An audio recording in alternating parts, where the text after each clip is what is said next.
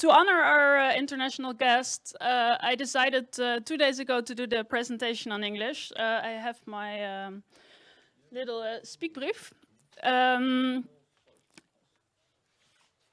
So first of all, a big thank you to the Creatieve Ruimte for organizing the entire symposium. We think it's extremely important to not only write, also show real examples, like various temporary use projects in Vienna, but also do the symposium to discuss, and we are planning to also create a podcast where also a larger audience is reached. I'm really looking forward today to not only have creatives, architects, and students, but as well people from the municipality and as well people from real estate and development. So, my name is Margot Dimberg. I also was introduced by Uli already. I'm here with two of my team today, with Roland and Veronica. They're in the public.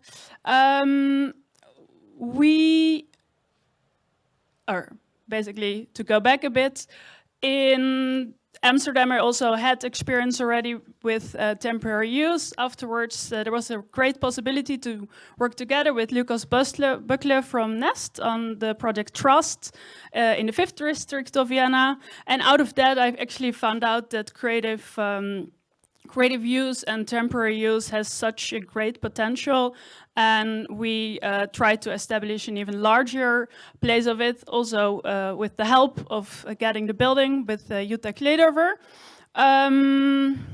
It will come.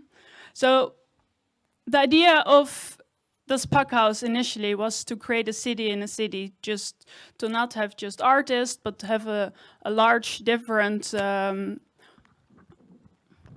member group. Well, okay, it will come up. So in the Pakhuis we have a lot of different people doing design, doing architects. Yeah, I will go 2 slides further. So 1 slide further. So this was actually the initial idea of this Pakhuis, to have a lot of different people in the house, an add-on space in the basement where there is a place for bikes, where there are meeting spaces. And actually the idea was that people could cooperate in the building. It's also nice, of course, to have smaller temporary use spaces like pop-ups, but to have a really sustainable function, and also to let people cooperate. We thought this was a really nice framework to start with. We started the name Paradocks because it's a paradox that there is so much empty space in the city, and there at the same time a lot of people, creatives, looking for space. So this is why we called it Paradox, and we wrote it with the dock in order to dock on something, and also we had the bridging potential slogan. This is the old Amsterdam Bridge. Meanwhile, we changed a lot. We changed also our concept. We're still doing temporary use, but we also do a lot of concept development, branding projects, open calls for real estate and for developers in Vienna. Here are some slides of how the Pakhuis looks. There is a tour tomorrow if you're interested in it. Here are some slides. So over the years, we had around 6,000 square meters, starting in 2014. 4 locations, 2 ongoing locations, where we have private offices, shared office, flex office, community spaces, events. And I think a big number is that we have 100% occupancy all the time. So we never have empty spaces. So over the years, we counted last week again, 1,000 different contractual partners. Mainly these are people having the yearly contracts. These are creatives and artists, startups, different kind of businesses, but they're also like cooperation partners in the house. And there are different kind of associations, cultural and educational ones.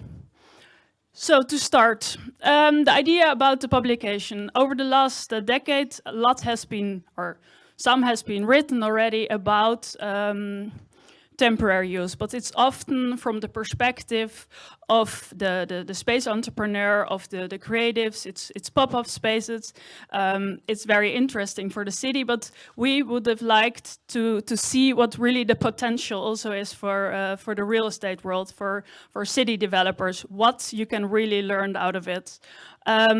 Why? First of all, because without real estate companies handing out spaces or developers opening up spaces, it's not possible to do temporary use. So for us, in order to not have them fearful and for them to also act up, it was really important to show the profit, and not only by us to show the profit, but by the real estate developers and developers themselves. So in the book, it was really important to show the perspective of big companies. It was a bit difficult for the presentation to present a book which is mainly also about discussions with others, and we don't really like to quote others all the time. This is why we embedded some videos where actually the big actors and big writers from the book presented their idea of the profit of temporary use. Here is the first one. Hopefully it works. This is, who knows? Mein Name ist Daniela Enzi. Ich bin Geschäftsführerin der Wert Hotelbetriebs GmbH hier in Wien. Zuvor war ich viele Jahre im Kulturbetrieb tätig.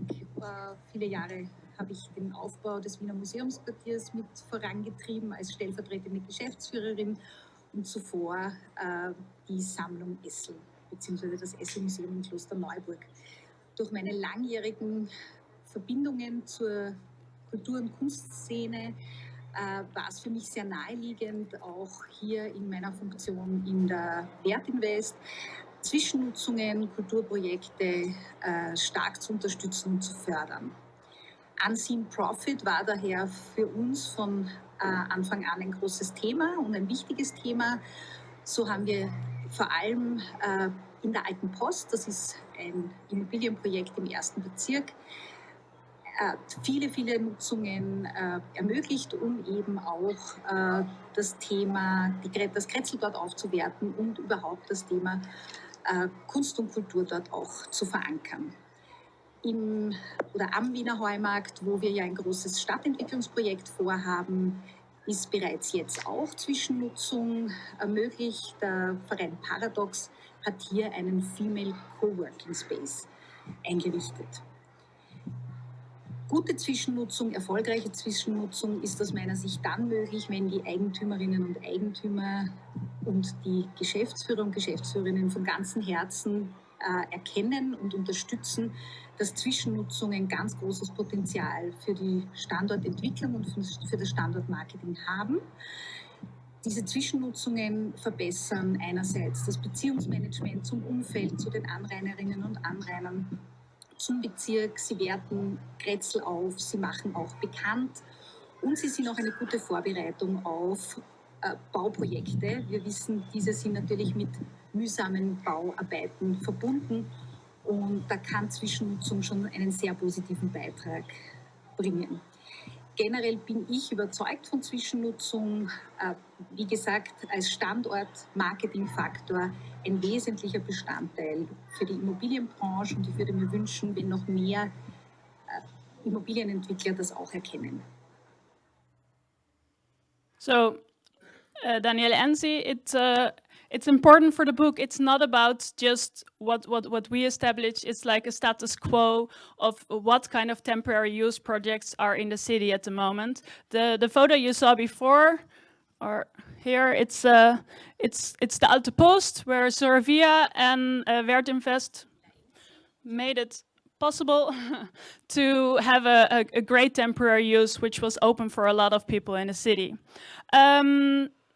Not only Wertinvest or Sorvia found out that it's a great tool for them, also other owners already opened up For example, JP Immobilien, this is das Geschwantner, not far from here. For them, it's a really important tool for their USP and corporate social responsibility. Also in the book, he wrote a chapter about how it functions and how he thinks he can use it best.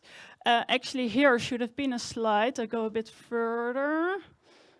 So I don't know if somebody knows, probably Uli knows, being from Munich, this great hotel, an international example of a hotel which also was not planned as a hotel yet. It used to be a bank, and then a group of entrepreneurs opened up a temporary hotel, and it had such a great value for the city that it had a lot of media clippings. It was in the Guardian, in the New York Times. There were like a lot of international important reports about it, and this is, I think, a great example of also the value it shapes for a city.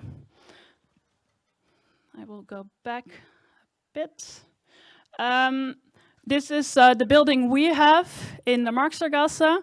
I think interesting to show here is what it meant actually for the owners. It used to be the building from Convert, and we were actually built with it, we were sold with it. And for Convert, although we were inside, and a lot of real estate owners often think it's very dangerous to have a building with people inside, for him it was actually a big sales asset, because he could give the profit already to the next owner. And this is actually what the next owner, Retrade Israel Baramov, said as well. It minimalizes his risks. We are still here at Marxtergasse for 7 years, and it sold like 3 years ago. He thought actually in the first year already to build. It's around 4,000 square meters, so it's kind of some price, and for him that's that's profitable. Another person we spoke with is the Hausverwaltung, which you would, they're not to ignore, because also for them it has a big asset. For them it's mainly about cost efficiency. So the amount we found out, the profit not the profit, sorry. So the pauschal Betriebskosten, or the pauschalprijs for the building in the Marxtergasse, already reached 1.5 million for the owner. Important to say here, it should always be a win-win-win situation. So the division of profit should never just lie on the side of the real estate owner. In this case, of course, it is also the city who can profit from such projects, but it's for sure for all the what we saw, 1,000 little entrepreneurs, Unternehmen, creative startups who can profit from such a model. As creative Ruimen know as well, it's really important often to take fear from real estate owners, because one of the biggest reasons, arguments against it is that they're just afraid. And we had a lot of talks with Harald Kahl. I don't know if he's here. He is. Oh, somewhere. Oh, there. He's just entering. Harald, thank you. So this is why the book also has the important tools, the legal framework, talking about contracts, talking about, I have this written down in German because I think it's so specific, so I think it's the easiest way, like the Widmungen, and Gewerbeversicherung and more. I want to stress two important parts of the legal part, what we found out as well, but Harald will afterwards talk further about it. We found out that the precarium, which is an often used model in temporary use, is for sure applicable in some cases, but more often it can also be a more dangerous model, because not everything is allowed, especially when it comes to spatial entrepreneurs. So this is something which should be checked well.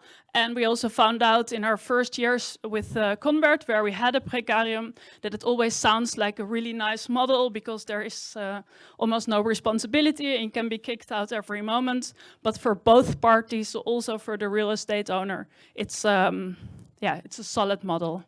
The other thing is the Unbefristung, where a lot of owners also think it's also a dangerous model. This is not the case with Befristungen, especially for the commercial, or not especially for the commercial spaces, because we talk mainly about commercial spaces here.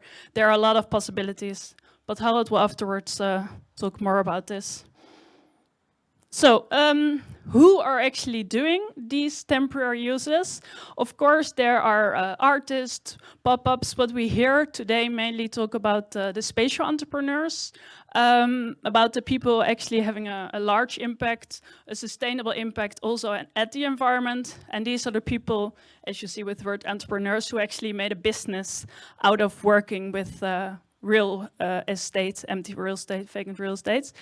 I'm not here to tell what a spatial entrepreneur, Raumunternehmer, is, because this topic was explained by Klaus Overmaier, who is a landscape architect, and actually he came up with this idea, so I shortly would like to let him speak.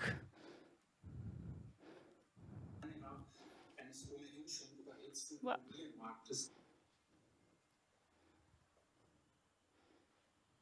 mein Name ist Klaus Overmaier von Urban Catalyst aus Berlin.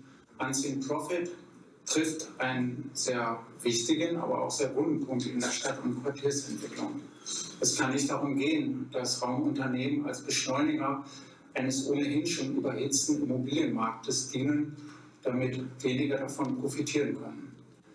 Raumunternehmen schaffen einen Mehrwert auf einer anderen Ebene für Quartiere und ihre Nachbarschaften, indem sie aufgelassene Orte öffnen und einer breiten Öffentlichkeit niederschwellig zugänglich machen, indem sie Potenziale vor Ort erkennen und gemeinwohlorientierte, aber auch gewerbliche Nutzungsangebote schaffen.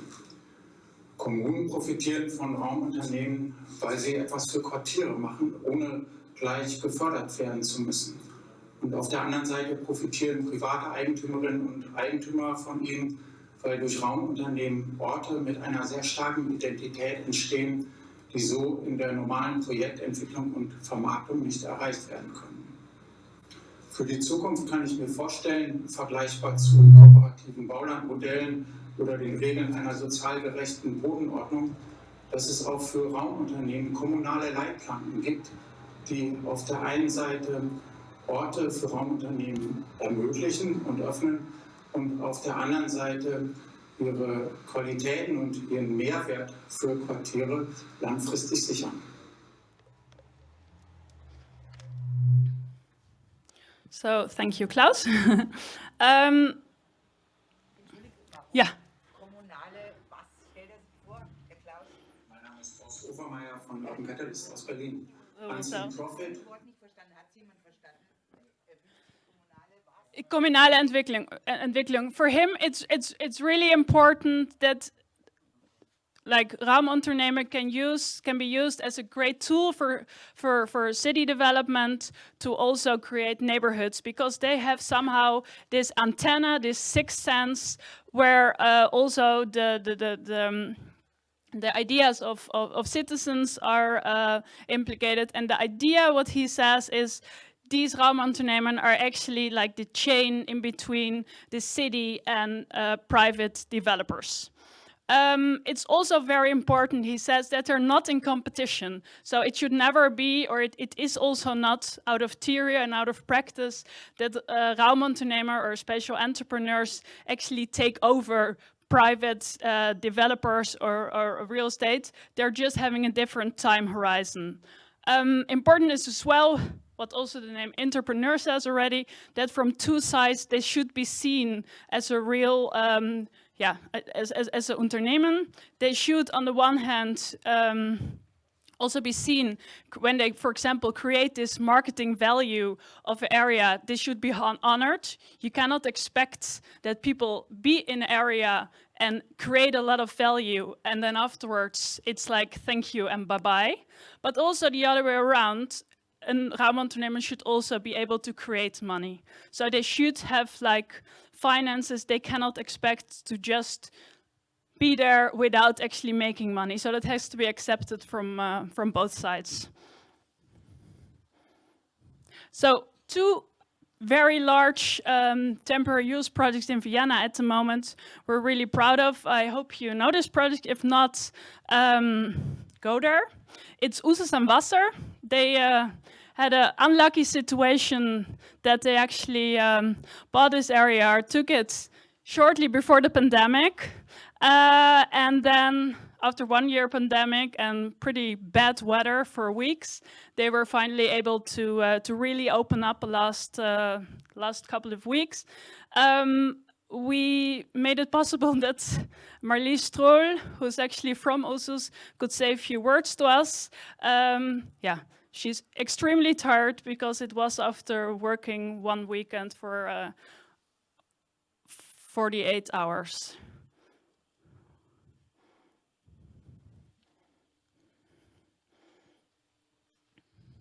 Mein Name ist Marlies Stohl und ich bin Vorstandsvorsitzende der Genossenschaft Usus AG. Unseen Profit ist, wenn aus Räumen zum Ausprobieren Orte entstehen, die eine vielfältige und lebendige Stadt ausmachen. Zwischennutzungen haben für die Usus AG eine ganz spezielle Bedeutung, denn diese Zwischennutzungen waren Anlass unserer Gründung und wir haben in dieser Zeit sehr viel lernen dürfen. Vor allem aber, dass langfristige Erfolge auch langfristige Perspektive braucht.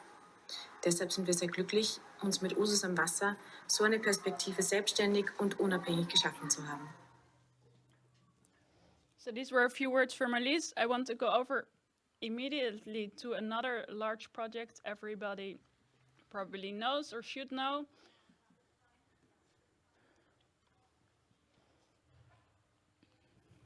Unseen Profit. Ich freue mich auf den Austausch auf dem gleichnamigen Symposium. Mein Name ist Georg Demmer.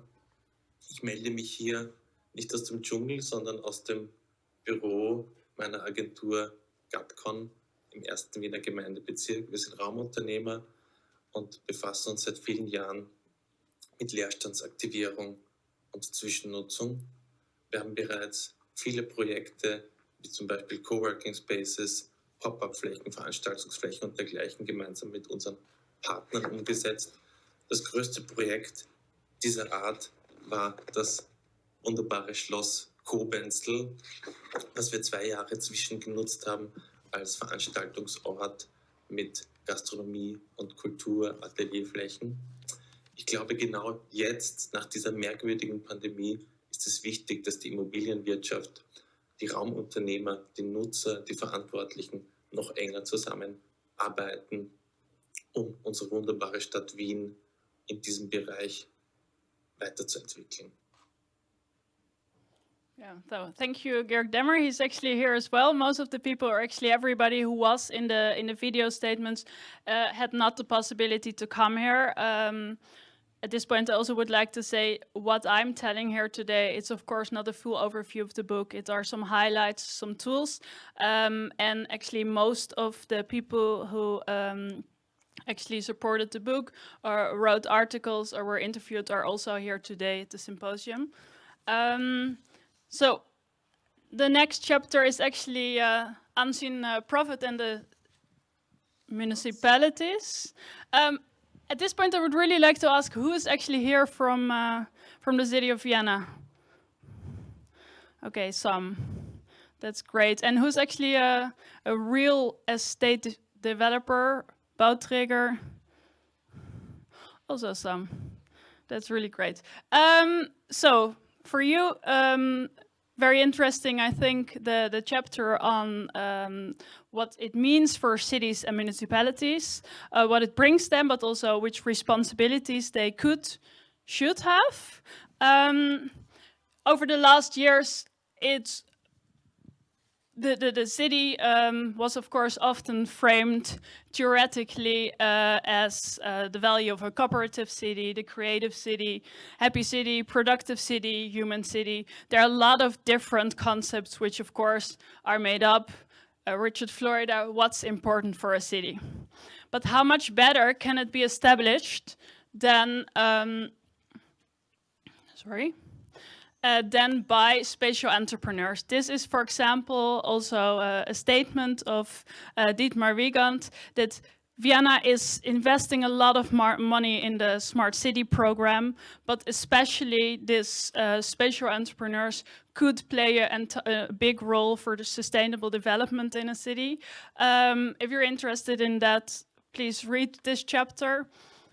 Here, a little statement from, sorry, not little statement from his side. This is the next one.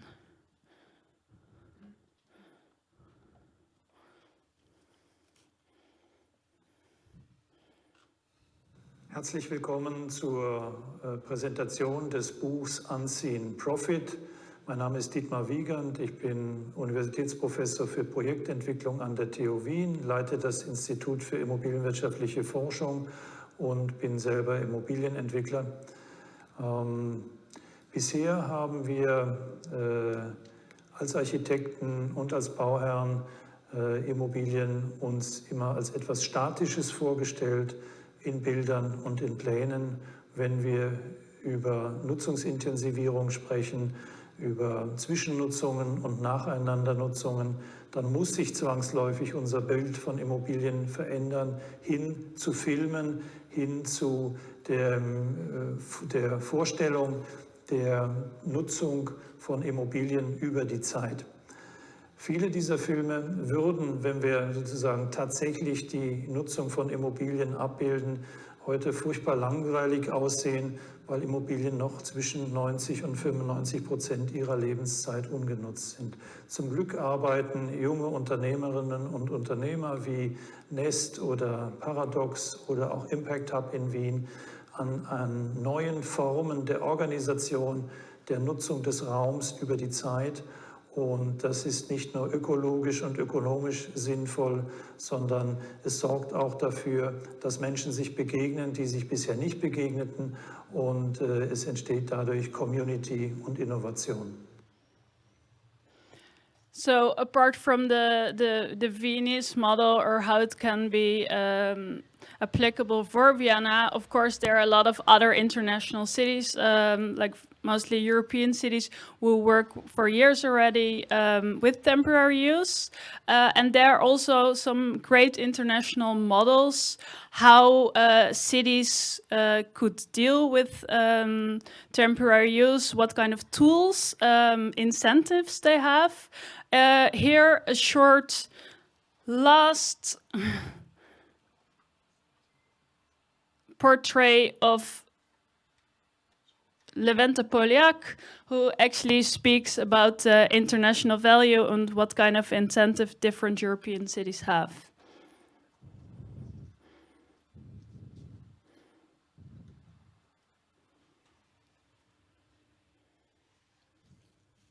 My name is Levente Poliak and I work for an organization called Eutropian, based in Rome, Vienna and Budapest.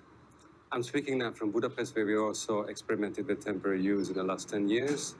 For me, unseen profits is the human capital and social capital that is created during temporary use, where a group of people come together to invent new ways to build communities, they develop new skills, and they create new networks. And these new skills, these new networks, these new capacities are very crucial for long-term transformation of our cities.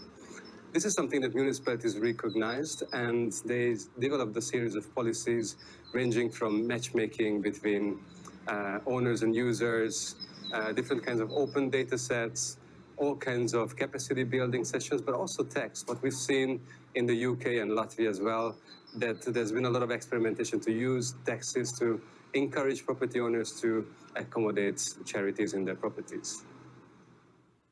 So in the book, more about how this actually works. Last point, also what Peter Hanke said already. Sorry, I also always see the next slide. I'm not used to that. Some food for thought. Peter Hanke also already mentioned the crisis. Funny enough, or funny is maybe not the right word, when we wrote the publication in 2019, no pandemic yet, but actually in the book already we wrote a chapter about how temporary use could function really well in a crisis to also be a tool for different like solving different problems. In here we spoke with Elke Delusion-Meisel, who is actually the creator of the Architecture Biennale in Venedig, and her project was about the refugee crisis, where she actually proposed their different models.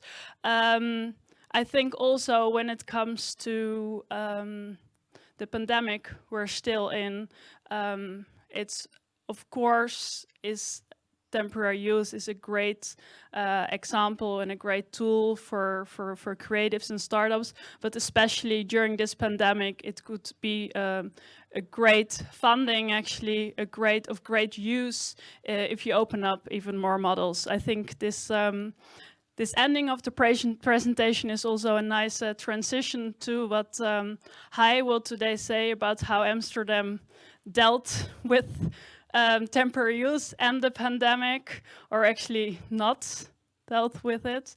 Yeah, so thank you, and I'm looking forward to a lot of interesting presentations today.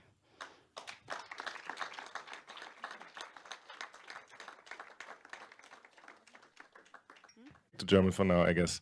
Also ja, vielen Dank für die Präsentation. Ich glaube, das war auch großartig, weil schon mal einige Stimmen auch nochmal zu Wort gekommen sind, die ja auch mit der Studie zu tun hatten. Ich möchte nochmal darauf hinweisen, wenn sie jetzt nicht inzwischen schon vergriffen ist, aber es müsste eigentlich genug geben. Vorne werden die Studien auch ausgegeben. Ich glaube, es lohnt sich auf jeden Fall, sich das mal durchzulesen und sich das anzuschauen. Und ja, gleichzeitig fand ich sehr interessant, weil die Studie hieß ja Unseen Profit, Potenziale von temporären Nutzungen in der Immobilienentwicklung. Und wir haben ja das Symposium etwas weiter noch gefasst mit dem Thema Potenziale von Leerstandsaktivierung. Und temporäre Nutzungen sind im Prinzip eigentlich als ein Teilaspekt von Leerstandsaktivierung zu verstehen. Und darum wird es im Laufe des Symposiums durchaus gehen. Also es geht nicht immer nur um temporäre Nutzung, sondern durchaus um dauerhafte.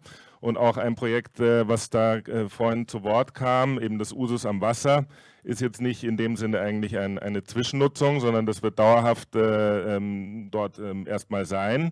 Gleichzeitig ist die Usus, diese Genossenschaft, die das machen, die sind entstanden bei einem Zwischennutzungsprojekt bei der Kreau. Also zeigt das irgendwie auf der einen Seite, dass kreative Prozesse in temporären Nutzungen durchaus angestoßen werden, häufig die Nutzerinnen dann aber auch dauerhafte Räume suchen, weil also natürlich auch viel investiert werden muss, um solche Projekte möglich zu machen. Und von daher ist es irgendwie ein Spannungsfeld zwischen temporär und dauerhaft, was sicher noch öfter im Laufe des Symposiums zur Sprache kommen wird.